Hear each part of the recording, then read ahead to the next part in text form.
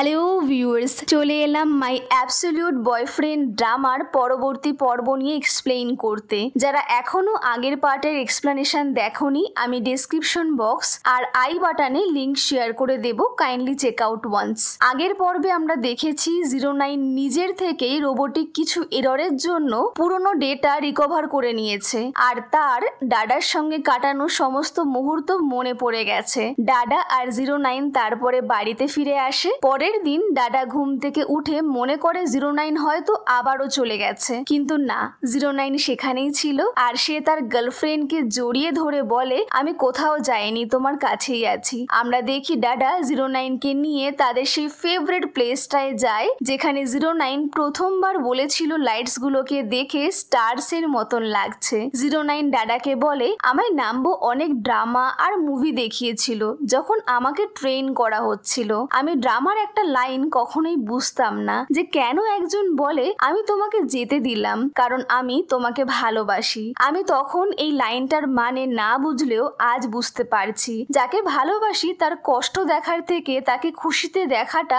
অনেক বেশি শান্তির। 09 বলে, গার্লফ্রেন্ড তুমি অনেক কষ্ট পেয়েছো, আমি তোমার ডিসিশনটাকে রেসপেক্ট করি। তুমি যে ডিসিশনটাই নেবে না কেন আমি তাতেই রাজি আছি এবং আমি তোমাকে তার জন্য কখনোই ব্লেম করব না। তুমি খুশিতে থাকলে আমিও খুশি হব। এরপরে তারা দুজন একটা খুবই স্পেশাল হাগ শেয়ার করে, কিন্তু এই খুশি বেশিক্ষণের জন্য ছিল না, কারণ বাড়ি ফিরে দেখে ডায়না আবারও সেখানে এসে গেছে। ডায়না বলে, আমি আমার খেলনা ফেরত নিতে এসেছি। ডায়না আরো বলে, 09কে আমি 10 মিলিয়ন দিয়ে কিনেছি, তাই ওকে আমার সঙ্গেই যেতে হবে। নাম্বু আর তার বসও ওখানে চলে আসে। ডায়না ডাডাকে হার্ট করে 09কে নিজের সাথে নিয়ে যেতে লাগলে ডাডা বলে, 09 এর জন্য যত টাকা পে করতে লাগবে না কেন আমি দেব, কিন্তু তাও আমি আমার বয়ফ্রেন্ডকে তোমার সঙ্গে কোথাও যেতে দেব না। সিনটা চেঞ্জ হয় আর আমরা দেখি নাম্বো তার বসকে বলছে, 09কে আমি সমস্ত এআই টুলস ইউজ করে বানিয়েছিলাম, কিন্তু 09 এর মধ্যে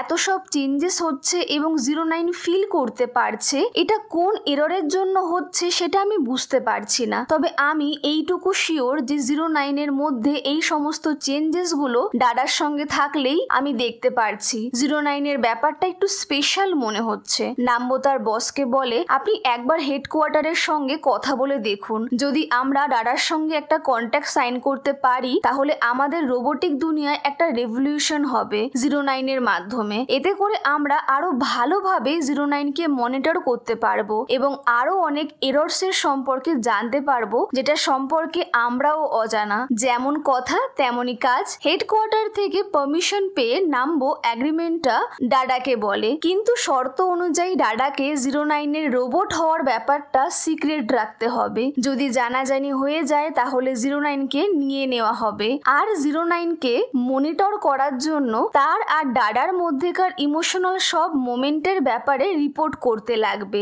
ডাডাও রাজি হয়ে যায়। এরপরে ডাডা ওয়াংজুনের গলায় একটা স্পেশাল এফেক্ট মেকআপ করছিল যার জন্য ওয়াংজুনের গলায় র্যাশ বার হয় আর ওই দিনের শুটিং বন্ধ হয়ে যায়। সিইও এই ব্যাপারটার জন্য ডাডাকে দোষী বলে তাকে সবার সামনে একটা চড় মারে। এই ঘটনার জন্য ডাডার কাজ চলে যায়। ডাডা বাড়িতে ফিরে অনেক লো ফিল করছিল। 09 ডাডার পাশে থাকে আর তাকে কনসোল করে। 09 আর ওয়াংজুন একটু খোঁজ খবর করে বুঝতে পারে সেই দিন মেকআপ ঘরে কেউ একজন গেছিল যে মেকআপে পিনাট মিক্সড করে গেছিল। ওয়াংজুনের পিনাটে অ্যালার্জি রয়েছে তাই। অবশেষে জানা যায় এই ঘটনার পেছনে সিইওর হাত ছিল, ডাডাকে ওয়াংজুনের থেকে দূর করার জন্য। ওয়াংজুন সিইও কে দিয়ে সবার সামনে ডাডার কাছে ক্ষমা চাওয়ায়। সিইও নিজের অপমানের বদলা নেওয়ার জন্য ওয়াংজুনের এক সহ অভিনেতাকে দিয়ে ডাডার ব্যাপারে খারাপ কথা বলতে বলে। ওয়াংজুন ছেলেটাকে একটা ঘুষি মেরে দেয়, কিন্তু সিইও ব্যাপারটাকে বাড়িয়ে চড়িয়ে ওয়াংজুনের বদনাম করে। ওয়াংজুন নিজের বাড়িতে ফিরতে পারে না এইসব কারণের জন্য, তো সে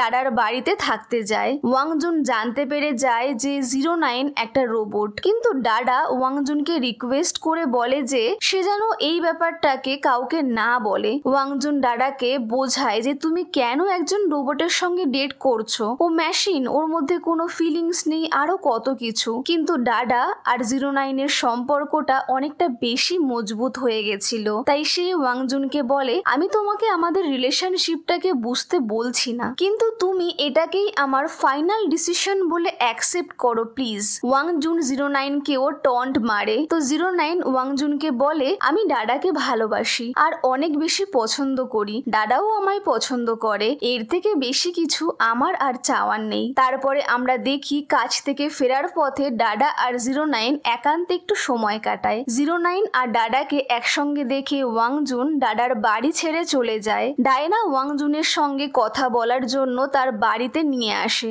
ডায়না ওয়াংজুনকে প্রপোজাল দেয় যে 09 একটা রোবট, তুমি আমার খেলনাকে আমার কাছে এনে দিতে হেল্প করো এবং আমরা একসাথে ডাডা আর 09কে আলাদা করব। ওয়াংজুন এই প্রপোজালটা অ্যাকসেপ্ট করে না আর সে ওখান থেকে চলে যেতে লাগলে ডায়নার লোকজন তাকে আটকে রাখে। আসলে ডায়না এই প্ল্যানটা আগের থেকেই করে রেখেছিল, যেখানে সে 010 নামে আর একটা রোবটের অর্ডার করেছিল হেডকোয়ার্টার থেকে। আশ্চর্যের ব্যাপার হলো এটা যে রোবটটাকে ডায়না একেবারে ওয়াংজুনের মতন তৈরি করে এনেছিল। তো ডায়না আসল ওয়াংজুনকে আটকে রেখে 010কে পাঠিয়ে দেয়। ধীরে ধীরে ওয়াংজুনের আচরণ দেখে 09 বুঝতে পেরে যায় যে এটা ওয়াংজুন না। ওয়াংজুন বুদ্ধি করে মোবাইল ফোন থেকে 09কে মেসেজ করে দেয় যে তাকে আটকে রাখা হয়েছে। 09 আরো কনফার্ম হয়ে যায়। তারপরে ওয়াংজুনকে উদ্ধার করতে যায়, কিন্তু এটাও ডায়নার প্ল্যান ছিল। তো ডায়না ওয়াংজুনকে ছেড়ে দেয় কিন্তু 09কে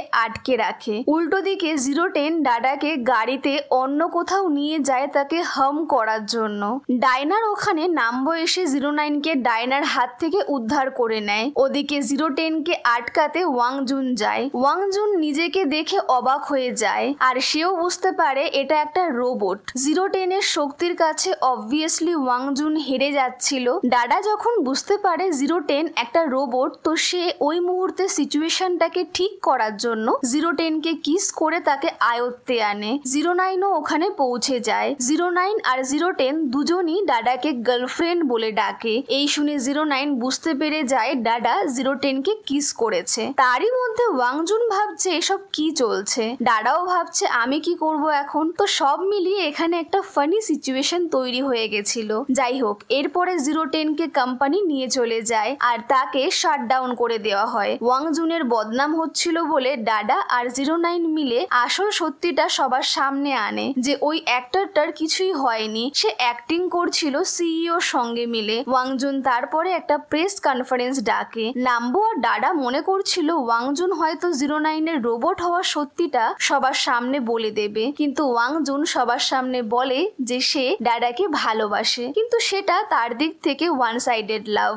এরপরে শুটিং করতে গিয়ে 09 কিছুক্ষণের জন্য স্টপ হয়ে যায়। তো নাম্বো এসে 09কে ঠিক করে তোলে, কিন্তু এখানে ডাডার বন্ধুরা আর ম্যানেজার ওং জেনে যায় যে 09 একটা রোবট, কোনো মানুষ নয়। ডাডার বান্ধবী ডাডাকে বোঝায় যে সে যেন ওয়াংজুনের সঙ্গে রিলেশনশিপটা কন্টিনিউ করে, নাকি কোনো রোবটের সঙ্গে। ডাডা আর 09 এর সম্পর্ক এখন আরো বেশি স্ট্রং ছিল, তাই কোনো কিছুই এখন আর ডাডাকে 09 এর থেকে আলাদা করতে পারছিল না। যদিও এত কিছু শোনার পরে ডাডা একটু আপসেট হয়ে পড়েছিল।